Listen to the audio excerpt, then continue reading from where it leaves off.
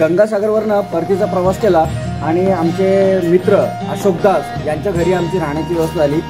देबाला या परिसरामध्ये बेडाछापा नावाचं गाव आहे आणि या बेडाछापा गावामध्ये आमच्या अशोकबाईंचं घर आहे। या अशोकबाईंच्या घरी आमची राहण्याची व्यवस्था झाली आणि सुंदर असा बाबीजीने जेवण पण मस्त बनवलं होतं, खाना अच्छा हुआ। आणि इथं संपूर्ण परिसर आहे, तो परिसर अतिशय सुंदर असं झाडांनी वेछाट असते आहे आणि सकाळी सकाळी उठल्यावर आम्हाला मोरांचा आवाज आला आणि खूप असा आनंद वाटला।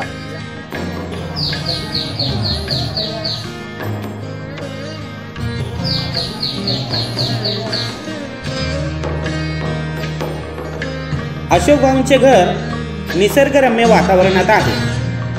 सुपारी, केळी, नारळी अशा वृक्षांनी हा परिसर वेढलेला असून येथे सदैव पक्ष्यांचे गुंजन ऐकावयास मिळते।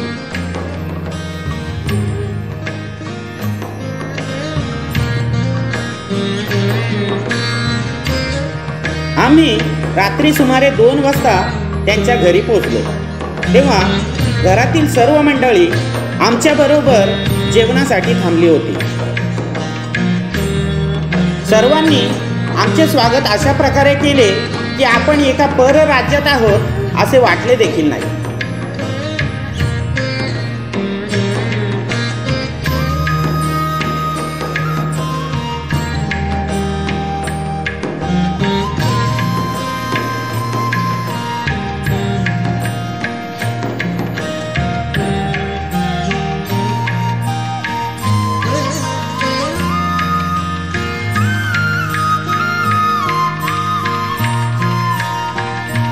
रात्री जेवण करून झोपी गेलो आणि सकाळी उठल्यानंतर आंघोळी नाश्ता वगैरे उरकल्यानंतर आम्ही निरोप घेण्यासाठी बाहेर निघालो।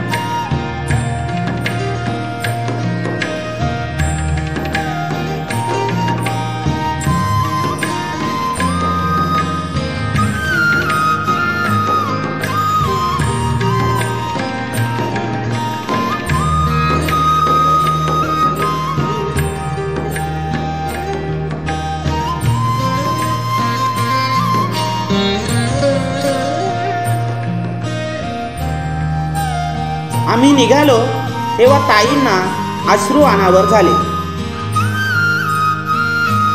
इतका मायेचा प्रेमाचा ओलावा पाहून आमचे मन देखील भावाद्र बनले। एकमेकांची ओळख ठेवा असे सांगत आम्ही अश्रुपूर्ण नयनांनी सर्व कुटुंबियांचा निरोप घेतला। थोड्याच वेळात आम्ही पश्चिम बंगालमधील सुप्रसिद्ध अशा दक्षिणेश्वर काली मंदिराजवळ येऊन पोहोचलो। दक्षिणेश्वर काली मंदिर किंवा दक्षिणेश्वर कालीबारी हे दक्षिणेश्वर कोलकाता येथील नवरत्न मंदिर आहे। हुगळी नदीच्या पूर्व किनाऱ्यावर असणाऱ्या या मंदिराची प्रमुख देवता भवतारिणी आहे। तिला आदिशक्ती कालिका म्हणून देखील ओळखले जाते। आपण कलकत्त्यामधील प्रमुख अशा ठिकाणांना भेटी देत आहोत आणि त्याच्यापैकी जे एक ठिकाण आहे ते येथील फेमस दक्षिणेश्वर काली मंदिर, या मंदिरामध्ये आपण येऊन पोहोचलेले आहोत। आणि हे मंदिर अतिशय भव्य असं उत्तुंग असं मंदिर आणि या मंदिराच्या प्रांगणामध्ये आपलं सर्वांचं स्वागत आहे।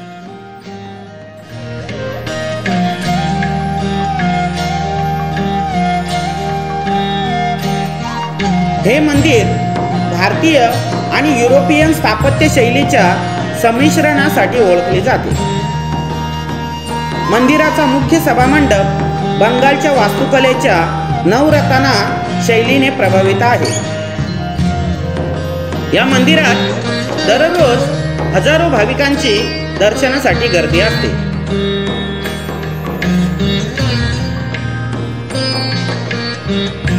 सभोवतालचा परिसर अत्यंत सुंदर असून सुंदर आणि मनमोहक बगीचा आहे।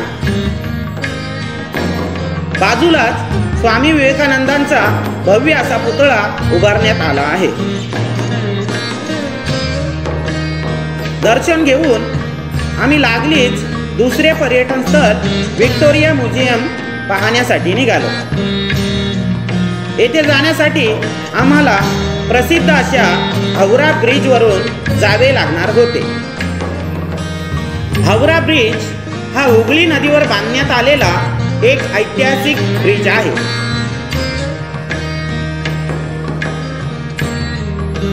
– 1937 साली या पुलाचे बांधकाम सुरू करण्यात आले होते.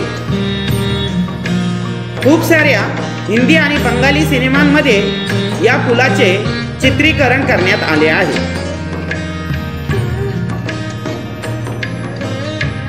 हावरा ब्रिजवरून साधारणतः 20 मिनिटात आम्ही व्हिक्टोरिया म्युझियम पर्यंत येऊन पोहोचलो.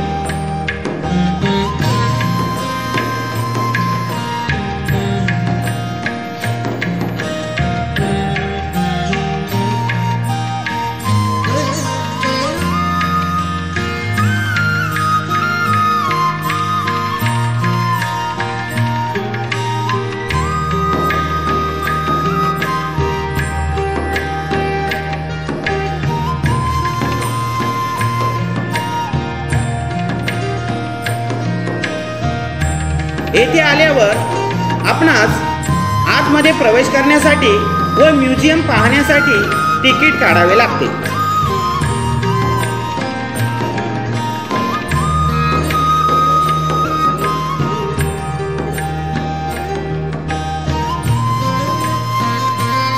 प्रत्येकी 30 रुपये तिकीट भरून आम्ही पार्क आणि म्युझियम मध्ये प्रवेश केला. प्रवेश करताच सुंदर आणि भव्य अशी पांढऱ्या शुभ्र संगमरवरी बांधकामातील इमारत आपल्या दृष्टीपथास पडते.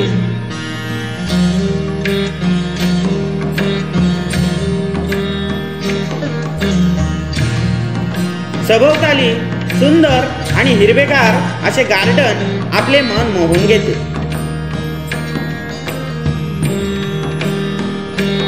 म्युझियमची इमारत आणि सभोवतालचे गार्डन एवढे सुंदर होते की प्रत्येक जण आपापले फोटो काढण्यामध्ये मग्न होऊन गेला.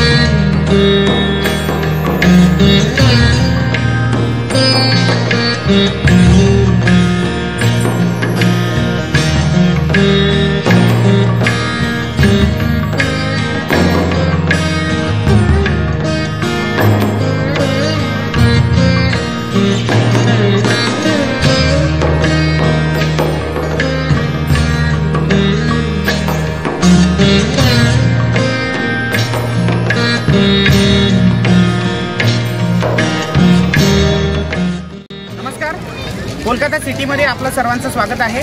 आपण साईट सीइंग करत आहोत आणि साईट सीइंग करत असताना आपण येऊन पोहोचलेलो आहोत ते व्हिक्टोरिया पार्कमध्ये.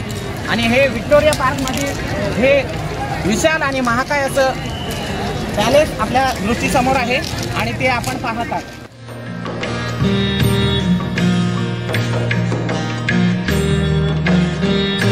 ब्रिटिश राजवटी दरम्यान व्हिक्टोरिया राणीच्या स्मरणार्थ ही इमारत बांधली गेली होती. इमारत बांधण्यासाठी तत्कालीन 1,10,00,000 एवढा खर्च त्यावेळी आला होता.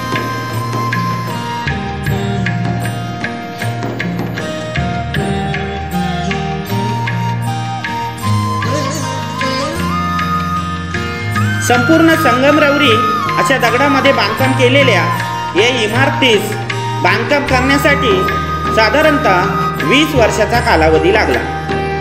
सभोवताली विकसित केलेले सुंदर असे गार्डन या वास्तूची सुंदरता अजूनच वाढवते.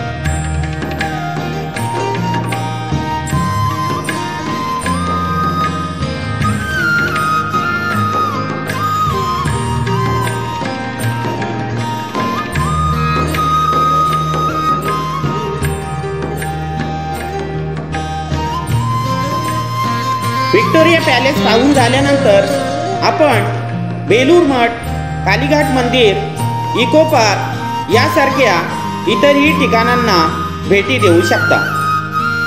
आपणास हा व्हिडिओ कसा वाटला ते नक्की कळवा. तुर्तास येथे थांबू. फिरत राहू, भेटत राहू. पुन्हा भेटू. धन्यवाद.